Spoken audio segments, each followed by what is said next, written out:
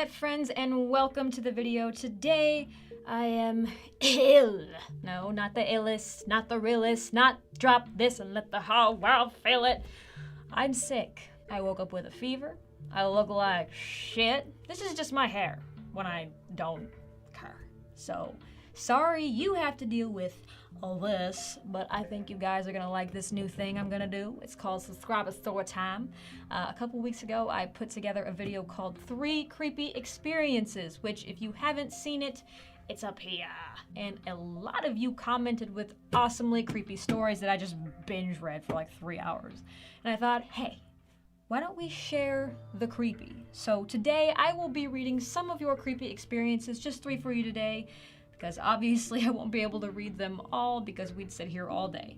But I'll try to make this a regular thing, so hopefully we can hit a lot of you. I think it will be fun for everyone involved, so if you have a creepy experience and you would like to share that, you can leave it in the comments down below on these types of videos, or you can email it to subscriberstorytime@gmail.com anytime. So with all of that out of the way, let's get to the creepy stories, and if I mispronounce your usernames, I apologize. I am not a linguistic magician. I can hardly say the word linguistic. It comes out like a Sean Connery sort of. Linguistic. All right, here we go. Our first one is from user... This is a bad start. Our first one is from user GK Safford1. Got it. Here we go. I'm 50 years old, and this happened to me my senior year in high school, way back in 1982.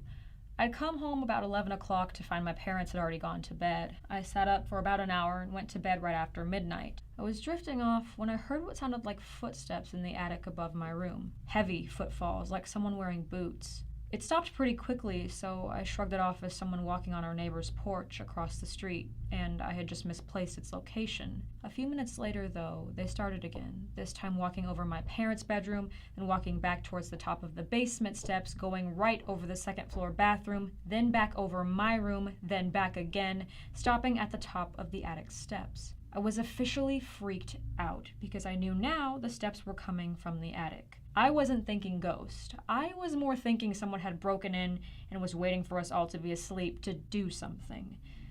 That's when I heard the steps coming down the attic stairs. I sat up in bed and looked out my door because the attic door was right across from my room. The footsteps stopped at the bottom step, and it was silent for about 30 seconds. Then the doorknob started jiggling back and forth really fast. Then it stopped. Now, the attic door wasn't made very well, and there's a gap about 1.5 inches wide between the top of the door and the casing. I saw fingers, pale white, bony thin, long, slip through that gap, grab the door, and start shaking it really hard. Almost immediately, I heard my father bellow, "What the hell is going on?" And I heard him stomp out of bed. I lie down really fast and pretend like I'm sleeping as he passes my door. I hear him stop at my room to see if I'd been goofing off, then go to open the attic door. I hear him storm up the attic steps, then go all through the attic. My mother then comes into my room and asks if I've heard anything. I said yes. Dad comes back downstairs and asked me if I heard anything. I said yes. He asked me then if I saw anything. I said that I didn't, because what the hell could I say? That I saw a creepy ghost hand? My parents lived in that house for 45 years. My dad still lives there. Mom passed away recently. That's the only time anything remotely creepy has ever happened in that house, and I still have no idea what it could have been. Wow, that's not fun at all. Yeesh. Thank you for sharing your story. I greatly appreciate it, and I hope you are doing well after going through that traumatic experience. That's a nope house. That's what we're gonna call a nope house. All right. Our next one is from Missy May. Thank you, Missy May. Oh, okay, here we go. I have a memory of a creepy incident that took place when I was 6 or 7 years old. My bedroom door was at the foot of the bed and opened into the hallway where there was a bathroom on the left and my parents' room was directly ahead. I woke in the middle of the night, probably because the bathroom light was spilling into my room. I looked out into the hallway and saw my mom and brother coming out of the bathroom. As I lay there watching them come out and talk a little bit, I suddenly felt my bed hit the floor, as in it had been levitating and was suddenly dropped. It was only a twin-size bed, but it was on a heavy wooden frame. I don't recall my mom or brother reacting to the loud thump as my bed crashed down, but I never brought it up to anyone. Even as a kindergartner, I knew nobody would believe me and would say I was dreaming. I never told a single soul. So here's the creepier part. My brother and I were older, in our 20s, talking with some friends about spooky experiences, and he brought up the night my bed levitated. He talked about how the sound of it hitting the floor had scared him quite a bit. So at least I know I wasn't dreaming, I guess. Yeah, I guess. Jeez Louise. Nobody wants their bed levitated. My bed shakes at night. Does anyone else experience that? I don't know what the hell it is. I cannot figure it out for the life of me. But sometimes I'll wake up and my bed will I'll be feeling like someone is shaking the bed from the bottom. And I'm just like, I just ignore it at this point. Thank you for sharing that. I too have a creepy bed, and I hope that you have invested in a new mattress since then. All right, this is going to be our last story, and it's a bit of a long one, but I think you guys will enjoy this. So here we go. This is from Capricious Calavera. Oh, hey, you sound like a fun person. I don't know what that was. Well, one of the creepiest things I've ever experienced was when I was about 14, at least I think that's how old I was. My family was moving from the suburbs to the country, and with us came a horse. It had been a goal of my mom and I to one day have a horse of our own to ride and love, and moving to the countryside provided an opportunity to do that. We looked for one and found Luke, short for Cool Hand Luke. He was an amazingly gentle horse, and we fell in love with him instantly. The issue was that if we wanted him, we had to buy him pretty much the day we met him, as his former owner told us he may be gone the next time we came back. So we bought him. But since our house and stable hadn't been built yet, we had nowhere to put him. Thankfully, my mom found a stable nearby where our new home was, and they had a vacancy for one horse. The owners were local, a husband and wife, and one of the horses boarded there was even one of their own. The stable overlooked a large, empty plain, but, save for a few scattered houses and a single trailer close by, was surrounded by a dense, thick forest. We met the current owners and told them our situation. They were completely understanding, showed us the ropes of the stable, introduced us to the 2 other horses boarded there, and left us to prepare Luke for his temporary home. Before they left, though, the husband turned to us and said, "By the way, you should probably try to have him put up and away every day before the sun goes down." We asked if that was because of a curfew around the area, or if it was a policy they had. The wife answered back, stating, "No, nothing like that. It's just a good idea to do it while you still have daylight." But then she paused, looked back to the stable, then the trailer, and said plainly and flatly, "It gets scary here after dark." Naturally, my parents and I pressed them further for answers.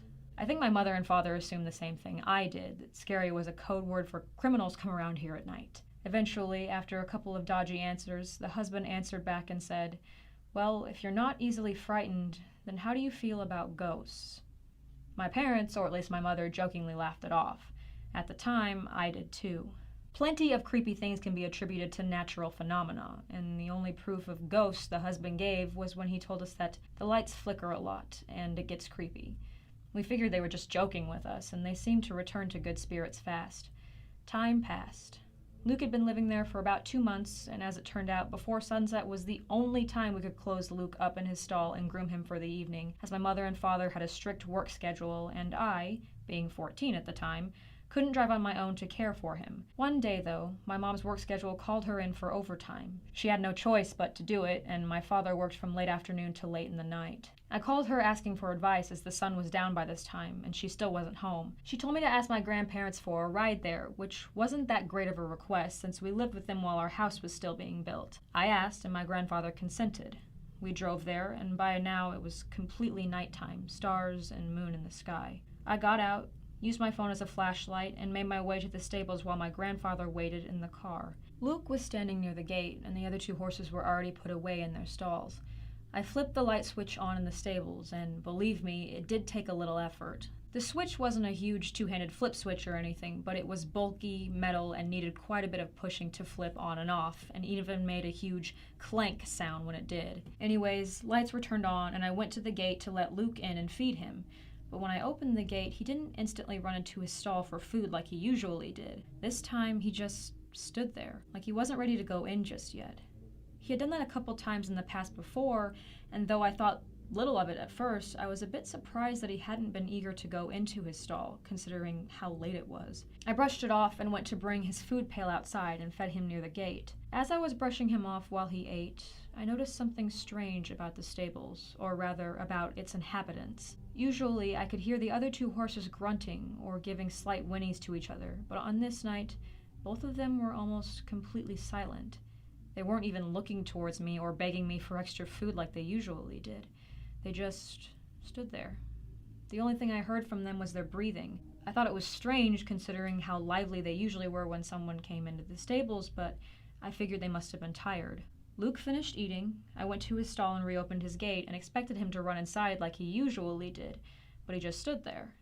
By now, I was a little skittish about being alone in the stall at night, and not being able to see anything beyond my grandfather's car light and whatever the stable illuminated outside, so I grabbed a rope and a harness and brought my horse into his stall. He didn't put up a fight, but once he was in his stall, he got quiet, just like the others. I was ready to go, but remembered that I had left Luke's food pail outside and turned to get it. I had just made it outside when the lights went out. Now, normally I would have attributed something like that to faulty wiring or a blackout, which was pretty normal at the time, as the area experienced a couple of rainstorms during that week. But I knew this wasn't the case, because I had heard the loud clank of the switch. Then one of the horses began huffing and grunting loudly. I spun around, scared that someone was inside with me, and called out a confused, "Hello?" No answer. I grabbed my phone light and shined it back inside all around the interior of the stables. There was nobody there. I shined it towards the light switch. Again, nobody.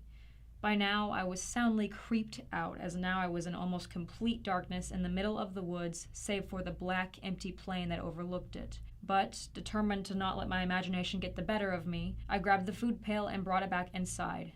Before I could even make it to the other side of the stable where the switch was, clank, and it was on again. I didn't move for about 2 minutes, my eyes staring at the switch. No one was there. Nobody emerged. And for one reason or another, I couldn't look behind me. I was terrified to. I felt like if I looked away from the switch, then it would start switching on its own again, and that if I looked behind me, I might see something I would regret. None of the horses were so much as moving, let alone making sounds. After a while, I remembered my grandfather was waiting for me, and not wanting to make him worry about me anymore or come to see his granddaughter scared stiff at literally nothing in front of her, I stepped towards the switch. And then it began. Clank, clank, clank, clank. Again and again. It switched on and off and on and off. One of the horses was completely erratic by now, grunting, whinnying, banging against its door. All the while, the light switch was going on and off and on and off, much too fast. Faster than would have been possible by someone's hand. And then it stopped, lights still back on. Beyond terrified, I made a run for the exit. The light switched off in a final clank as I ran outside back to my grandfather's car. I didn't talk about it to him, or to my parents for that matter. I didn't believe in ghosts, and neither did they. But that left me not knowing what had happened, and I was extremely confused by the whole event. But the next time I saw the wife who owned the stables, I did bring up what happened with the lights. She didn't question me about it. She just nodded, looked back towards the stable and trailer, and said something along the lines of, "The trailer's got something up with it too."